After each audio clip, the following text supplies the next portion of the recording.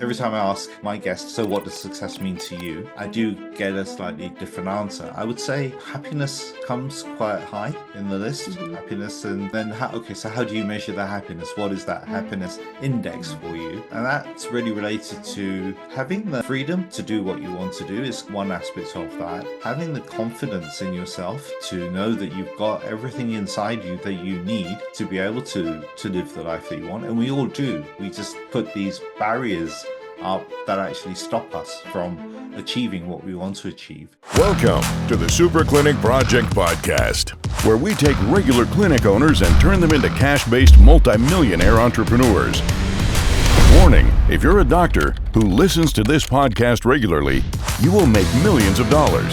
Do not listen to this podcast unless you want to be a successful clinic owner who helps thousands of patients achieve their health goals and adds more money than you can imagine to your bank account. You've been warned.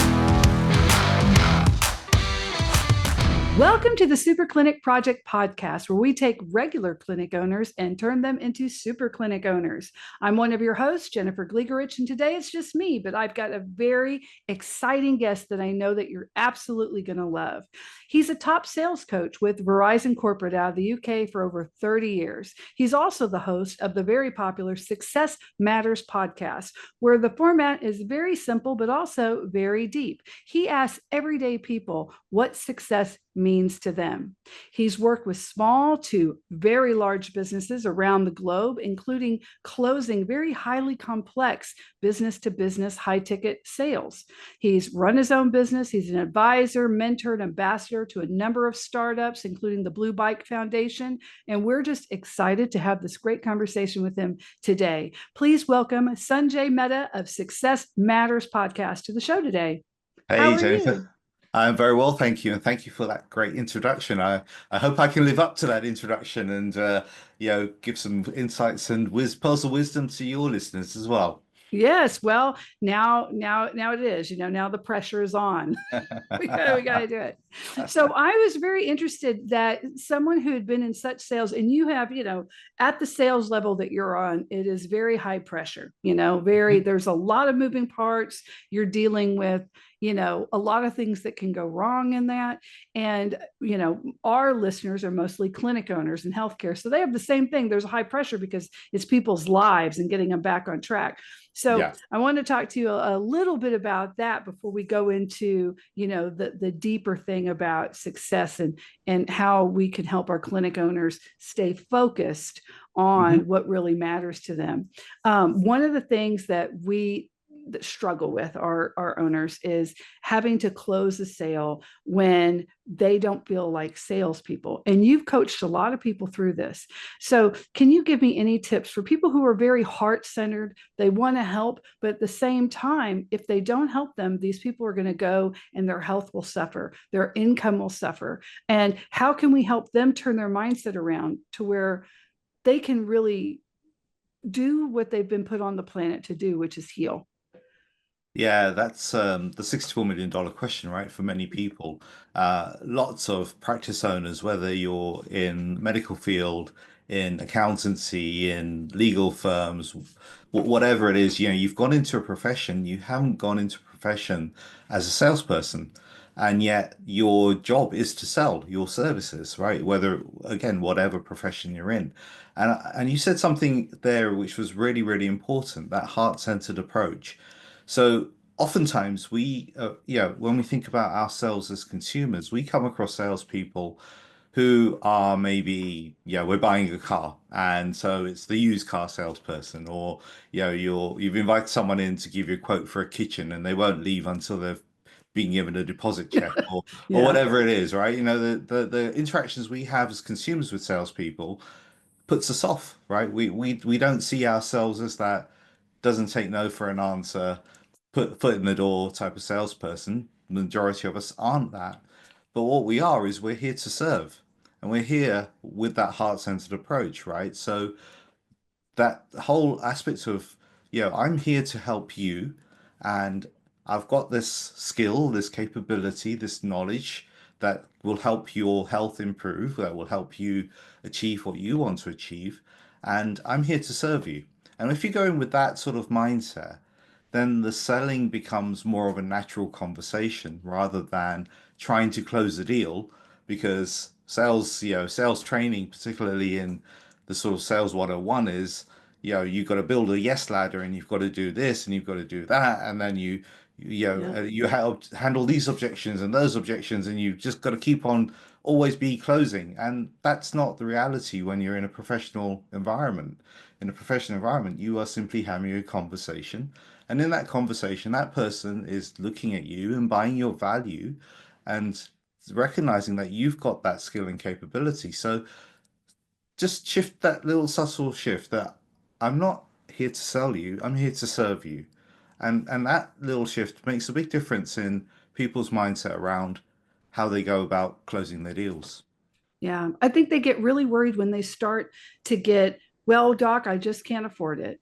Hmm. And they won't ask the other follow-up questions like you would if you had a friend, right? Yeah. So they won't say, well, I know you say that, but we have financing, we have a lot of things, but what's your plan? Mm. You know, Yeah. they won't even ask them what their plan is. And here in the States, I know that you're primarily in the UK, but you've been all over the world. And here, we have a healthcare situation to where it is expensive, you know. Yeah. However, it's less expensive now to pay cash pay, even if it's like $3,000 to $7,000 than to in many cases pay insurance all the time Right. because it's just not paying for it. You're still having to pay when you pay for insurance. And so people, I think it's easier now because people are they're becoming more aware of how limited these institutions are with getting them to a wellness point where they're well. And it Mm. seems that these institutions are more keeping them, I hate to say keeping them sick, but keeping them into the institution where they're needed, where they still need pharmaceuticals, where they still need all this stuff. And I just, how do you in your sales training help the people who have a hard time when they get a no, they immediately go, okay. Mm. Yeah. So that's a good question actually, because the no in the sort of selling that I do, which is a corporate business to business sale, is somewhat different to the type of selling you're doing, where Mm, it's one-on-one, right? The clinician with the patient. And in the corporate environment, you're dealing with, yes, you're dealing with a decision maker, but there's other decision makers involved as well, and you can mm, build a momentum behind the sale that you're making, such that the person who might be objecting to the deal, right? The momentum of everyone else, it kind of brings them along on that journey. And so I suppose the lesson from that is when you're in a environment where it's you and your patient and your patient's objecting, saying, well, I'm not sure I can afford that. There is still other aspects to this, right? Because that person has a family, that person has a partner, that person has children, that person has parents, that person is dependent, other people are dependent on that person. There's a whole kind of set of hats that that person sat in front of you is wearing. And all of those people are invested in making sure that that person is healthy and has a good outcome. So part of a kind of a sales pitch could be around all of those people that care for you, all these people that are interested in your health. What would they say, right? What would their recommendation be? What would their advice be to you? And that can be the thing that can make someone stop and say, do you know what? Actually, I should invest in my health because without your health, you have nothing, right? That's the bottom line. So, and I appreciate that it's a lot of money. And particularly, even if you have insurance, you may have copay to think about as well, which also then adds to the mm. complexity of it. But at the end of the day, that investment in you, in your health and your well-being is the most important thing you can do because without that, you cannot look after your parents, you cannot look after your children, you cannot provide for your partner, you cannot do the things that you want to do. So that I suppose is the way that I would potentially approach that sort of situation is to call upon, in their mind, call upon the people around them that rely on them. I think that's a really good idea because people tend to put themselves above, I mean, put themselves less than others around them. Mhm. Well, I can't do this because they're going to want to go do this trip, or my son's got to go do this for school and that. But at the end of the day, they want their dad or their mom to be healthy, Yeah, you exactly. know, and to Yeah. enjoy life and to still be there and not say, oh, I can't get up out of the chair and dance with you at our wedding because I could have taken care of this 5 years ago and I didn't. And now I can barely walk, or, whatever it is. Yeah, there you Yeah. go. And you could really stretch this story out, right, in terms of but you want it's being ethical in the way in which you're positioning this as well, because Well, yeah. I'm sure there are some people who are not so ethical and will like really create a massive story of, well, if you don't do this, you're going to be bedbound within the next 3 months Yeah, or no, that no, sort of thing, we don't have those clients, Exactly. Sanjay. We only have the good ones who would never do that. No, no, Exactly. no. I mean, you have to be ethical and correct in what you're stating to them. Mm, But there is a big, just don't go, okay, if they go, you have to at least be a friend and challenge it a little bit. Like, think, mm, if this was my cousin or this was my brother, wouldn't I go, yeah, but this is, like, what's your plan then? If not this, what are you going to do? yeah. Like, at least ask that, uh, care about them. I think that we just have to care about people, more than even saying that we're following a script, right? Mm, yeah. Because when you care about people, you really talk to them, you ask them more questions. Yeah, exactly, and that goes back to what we said, right? The Mhm. heart-based leadership around this. That's what it is. I'm caring about you. You know, Jennifer, you've come to me with a problem. I'm caring about you. I want to see that you get better, or we solve the problem that you have. So how can we go about doing that? And if you can't, if you feel you can't afford this, well, what can we do, right? What's the other alternatives? And there's a coaching element to this as well. If you think about like when you have a coach, when you have a coach, Mhm. generally doesn't really give you the answer, but they ask you questions. And in your conversation with the coach, as you're thinking about the questions that are being asked, you come up with the answer. So it can be, as you say, just asking those questions, not with a view that I'm going to close this sale, but Mhm. actually coaching, right? And actually asking Mhm. that person, okay, so I get it, what you're saying. Well, what else? What could we do differently? What could you do differently? How can we, manage this? And start that kind of conversation, as you say, as a good friend would do that. If you're sat Mhm. having a cup of coffee with each other or over, Tea, y'all have tea. I was going to say tea, but I thought, I'll make more of a coffee reference. You're Uh, sweet. That's nice. and that's what you do, right? That's what you do with two friends over a cup of tea. Yeah. You've brewed the kettle, the tea's on, and you have a conversation. Yeah, yeah, you do. So you've had a really incredible journey, and what made you decide to do Success Matters? I mean, you have this really big, corporate job. You're doing a great job. You have your own company. You're doing all this stuff. What made you decide to ask people the question of what success matters to them? Yeah, so there's I went through a period of self-discovery, a couple of years ago. I changed roles. I left a client-facing sales role, so I was no Mhm. longer in the front line of sales, and I joined the learning and careers team in Verizon. And at that point, I suddenly realized that actually, all the last my career in Verizon is over 20 years. I've been in a sales role for over 30 years. It's all been around one thing, which is the sales number. And that sales number is the one thing that was the focus for everything pretty much that I did. And it meant that I was working weekends, and it meant that, even on holiday, I'll be taking my phone with me, my laptop with me. Deals never stopped. That was the Mhm. thing. And now stepping out from that, it was like it was actually a shock to the system. I actually remember saying to my manager, I don't know what to do with myself because I had this rhythm, this cadence that I was operating. And in that moment of kind of headspace, and I have some coaches as well that I speak to on a regular basis. Two of them at the same time said, well, we know you from your work environment. We've worked with you. You've got a lot to share. Why don't you start a podcast? And I sort of thought, okay, well, that's not a bad idea and that's not a bad shout. But what will I say? And I could quickly run out of things to talk about. But at the time, I was also exploring in my own mind, well, how do you know you've got to where you want to get to? How do you know what success is?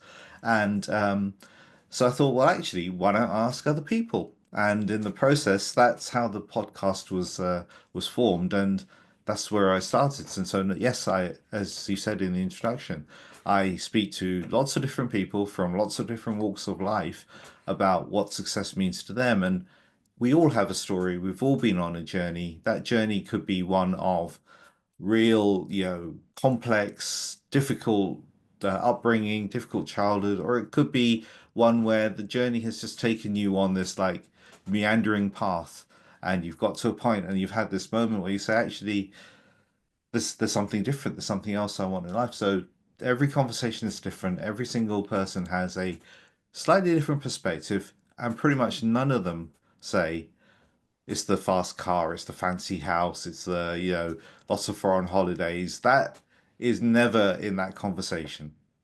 Isn't that amazing too? Because I think that our media, mostly, media, and if you look in social media, that's the only thing people want to talk about. It is Mm, so just materialistic base, even though those same people will say, yes, I'm in this great location and I've got like all the Cartier jewelry on and all that. But life isn't really about all that.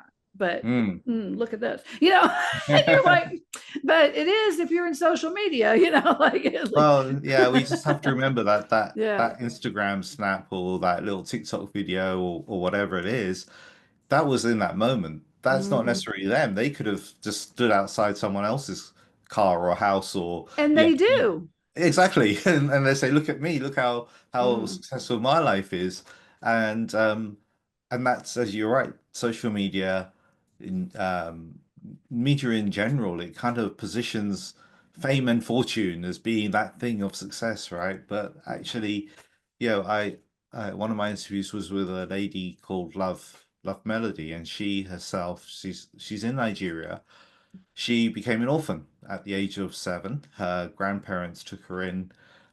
Grandparents couldn't cope financially. She ended up not quite on the streets, but in an orphanage, and not really able to have the kind of love and care that every child deserves.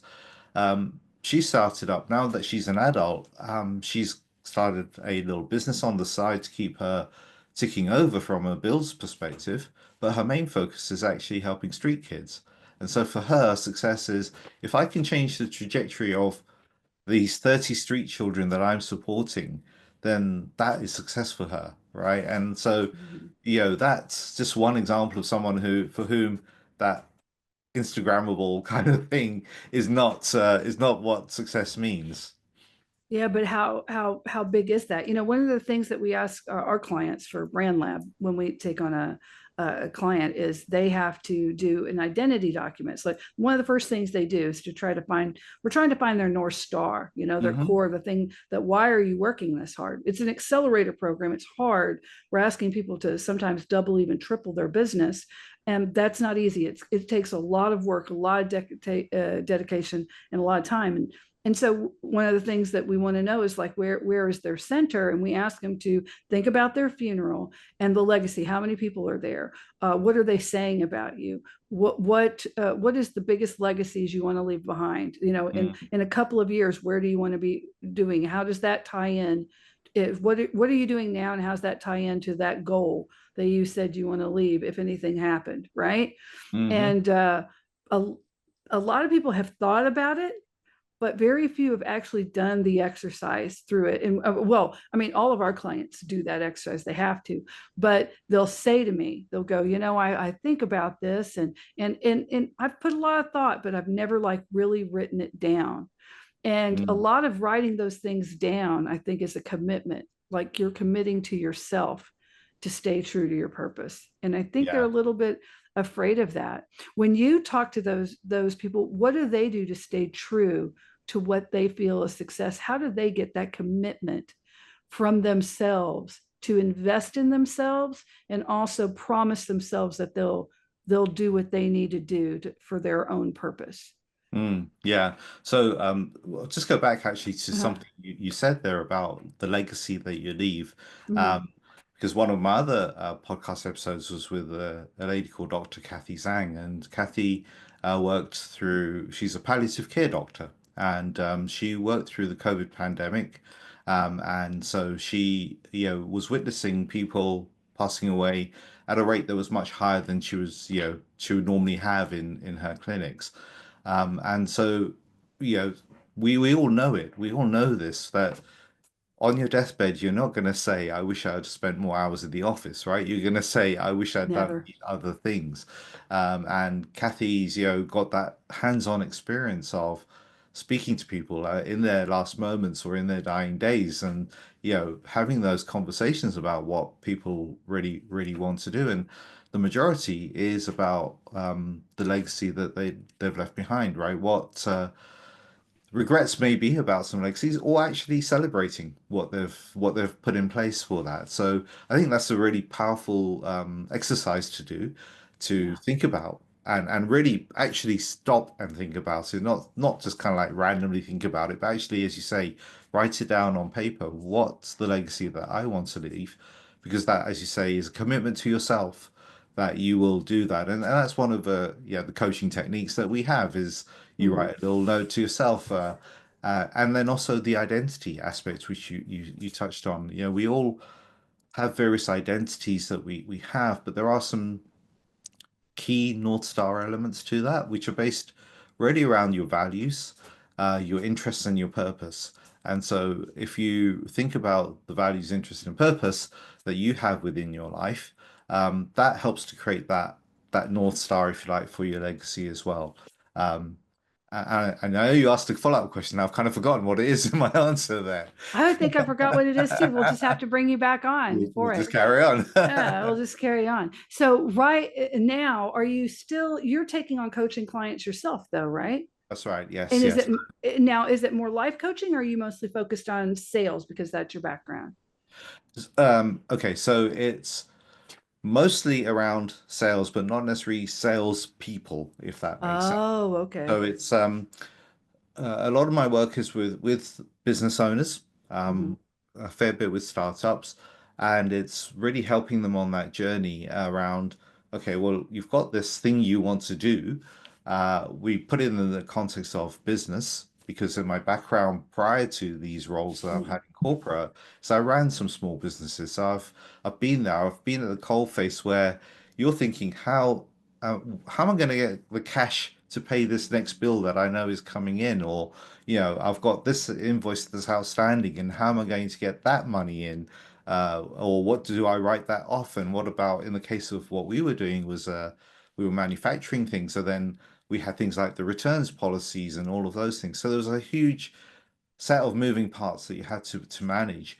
So I bring all of that knowledge. I bring the corporate world knowledge, and then I bring my own kind of experiences to bear to help people. And so that's the sort of coaching that I do. Some of it is life coaching, but it's primarily on the basis of you've got an idea for your business. Either it's a startup or you're already established in business, and you want to do something different. How can you achieve that, and what can you do? Yeah, because I got to tell you, when you were talking about that, I've owned my own businesses, and when you're first starting out, fear, that financial fear in bills, Mhm. that can really impact sales more than you think. People are very savvy and they Yeah. can smell desperation. So even if you have something that they're just gagging for, they really, really want, if they feel like you're desperate to give it to them in Hmm. any way, shape, or form, they have a protective mechanism. We all have this innate thing. And I think people are more savvy than they used to be too. They'll be like, let me just think about it. You're freaking Yeah. me out a little bit. And so you have to break through that to be the real consultative person and actually divorce yourself from that fear in whatever way you have to do. So when you talked about that, I went, oh, I remember that well, and Well, having to work through that. I mean that applies going back to the sales, roles as it were. Even if you're in a corporate job Oh yeah. in a sales role, you've got targets to hit, you've got KPIs to hit, and ultimately in a sales position, if you aren't making your number, you could be out. So that desperation still comes through in many sales conversations, and people can spot it, as you say. People can spot that fear almost. So when you're in your own little business and you're thinking, okay, I've got $10,000 worth of bills coming in tomorrow, and I can't see where my next kind of dollar is coming from. That can affect the way in which you're selling. You project that desperation. There's a whole set of things there, and you've got to really pull yourself back from that and say, do you know what? I'm trusting my process. I've got a process in place. I'm going to trust it. And yes, there will be these moments of cash flow, but as the cash comes in, I'll also bank some of that cash so that I know that when I've got those other bills coming in, I've got a slightly quieter period, I've got enough to cover that. And then, so once you put those processes and systems in place and you trust them, then it becomes a lot easier. Yeah, learning to trust and to have the systems in place. That's an Yes. important thing to be able to do. So Mm. going back to asking people what does success matter to them, is there, in I know it's completely different for all people, but are there any general themes that you've picked on that you say this one thing seems to be very popular? What would you Mm. say it is? Yeah, it's an interesting question because I'm actually going through that exercise now. I've Oh, published 51 episodes of mhm, Success Matters, that's a and lot. yeah, thank you. Every question, every time I ask my guest, so what does success mean to you? I do get a slightly different answer. I would say um, happiness comes quite high in the list. Mhm, Happiness, and then okay, so how do you measure that happiness? What is that happiness index mhm, for you? And that's really related to having the freedom to do what you want to do is one aspect of that. Having the confidence in yourself to know that you've got everything inside you that you need to be able to live the life that you want. And we all do. We just put these barriers up that actually stop us from achieving what we want to achieve. And there's a sort of third thing, which is around, I would say service is the third thing that comes up quite a lot, whether it's the example I gave of love, whether it's Kathy, who's the palliative care doctor, whether it's Laura, who's a good friend of mine who had one view of what success meant for her. She had two children who are both autistic, one very severely autistic. For her now, it's creating a world that she knows her children will be able to grow up into adults that supports them, right? And so in doing so, she's actually serving the whole, if you like, community of people who have the similar situation. So I suppose those are the three things that come up as general themes. Yeah, those are really good. And I'm glad I know that because for me, working, with the clinic owners like I do, those are other things that I can pull out Hmm. too. You have to remind yourself because we get stuck in the day to day so quickly. Well, I've got to make this phone call and I've got Yeah. these 10 emails and I've got this stuff. And then sometimes it's hard when you do your, like every night I do my prayers before I go to bed, but then I also take a reflection Hmm. of the day. Like, did I hit my priorities for the day? What do I need to do for tomorrow? Those sorts of thoughts. And there have been days where I've like, I don't even know what happened. Like it just this day happened. I'm not really sure what that was all about, but I'm gonna Yeah. try tomorrow. And it feels like if we can be more intentional with what success matters to us, and if we're on the beat of it, we can be happier, which is one of the Hmm. things people want in general. So yeah.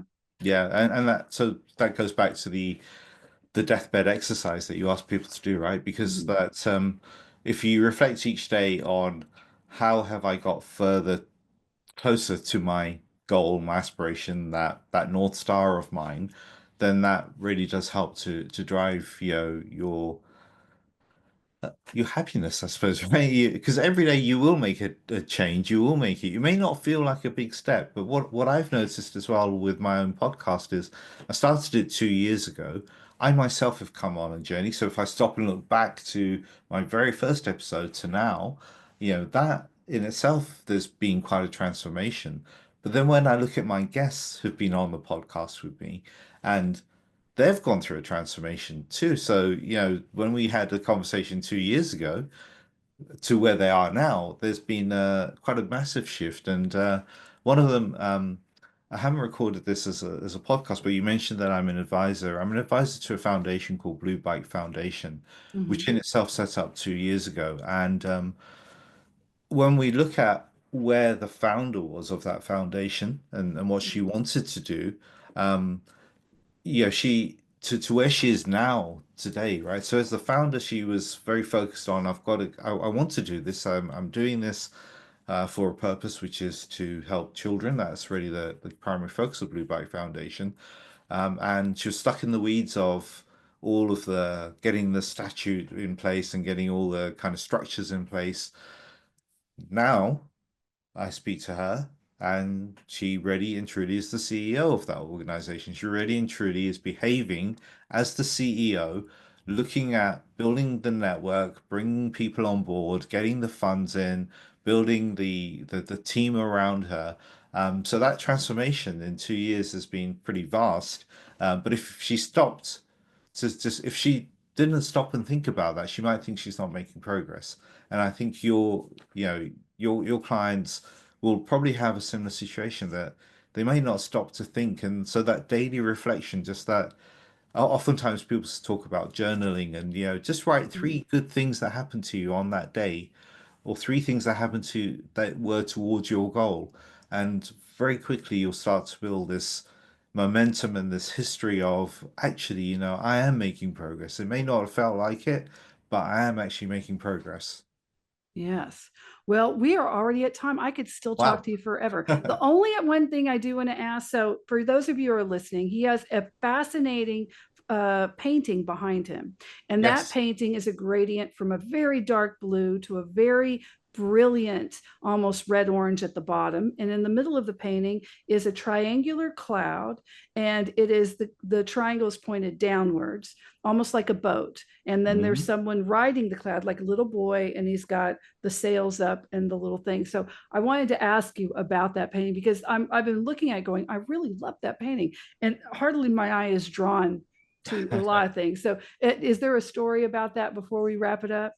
There is indeed, yes. So Mhm. that painting was painted for me by my son's girlfriend, Patty, who is an artist. And the story behind this painting is that I wanted something for my wall, and Mm. so I was talking to them both, and she offered to paint me a painting. So a few months passed, and she came back to me and said, "Oh, I'm thinking about the painting, and is there a particular saying that really kind of stands out for you?" And I'd read a book. Well, I'd listened to a podcast and then I bought the book to read it by a guy called Gay Hendricks, and the book is called Conscious Luck.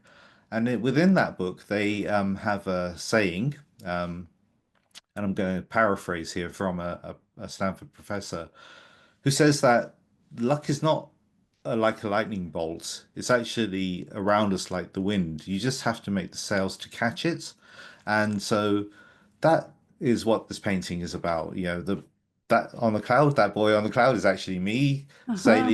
sailing this boat, catching the wind, and the wind of luck, right? The luck is all around us. I've made the sails to catch the wind, and we're heading in whatever direction that luck is taking us.